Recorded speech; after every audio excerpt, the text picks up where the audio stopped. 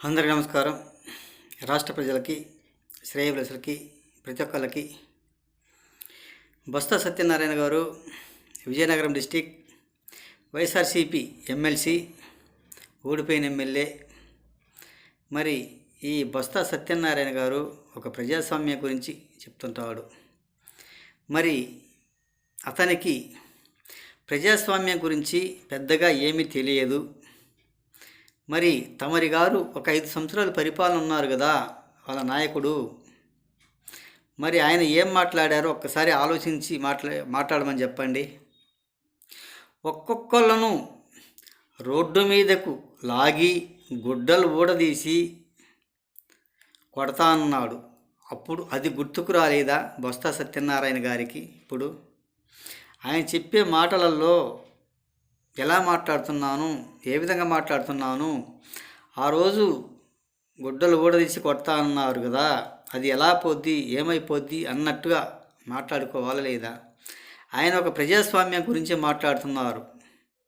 మరి అధికారులను ఎక్కడున్నా సరే లాక్కొచ్చి రపరపమని అనిపిస్తాము అన్నప్పుడు ఎక్కడున్నారు ఈ సూక్తిదారుడు, ఈ ముక్తావలి గారు? ఒక్కసారి ఆలోచించి చెప్పండి. మరి తమరి గారి నాయకుడు చెప్పి ఉంటే ఒక్కొక్కరికి అదే విధంగా చేస్తానన్నారు కదా. ఒక్కసారి ఆలోచించండి. ఆయన చెప్పినప్పుడు ఏమైపోయాడు, ఎలా అయిపోయాడు, ఎక్కడున్నట్టు ఈ బొత్స సత్యనారాయణ గారు అప్పుడు అడగలేదు. ఇప్పుడు ఏంటంటే ఏదో సూక్తిదారులుగా, ఒక ముక్తావలిగా వాళ్ళ నాయకుడికి ఏదో ఉద్ధరించడానికి వచ్చినట్టు చెప్పినట్టే చెప్తుంటాడు. ఒక్కసారి ఆలోచించండి. ఏది ఏమైనా అలా మాట్లాడటం మంచిది కాదు. మంచిగా ఉండాలి, మంచిగా చెయ్యాలి, మరొకరి చేత అలా అనిపించుకోకూడదు అన్నట్టుగా వ్యవహరించుకోవాలి. ఇటువంటి పనికిమాలిన మాటలు మాట్లాడుకుంటూ ఇలా సూక్తులు చెప్తూ ఉంటే ఎవరు నమ్మరు కదా.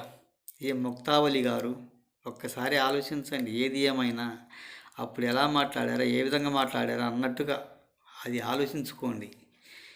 ఏది ఏమైనా అలా మాట్లాడటం మంచిది కాదు కదా. 5 సంవత్సరాల పరిపాలన మనం ఏం చేశాం, ఎలా అబద్ధాలు ఆడాము, మనం ఏమైనా నీతి రాజకీయాలు చేశామా లేదా అన్నట్టు కూడా మాట్లాడుకోవాలి.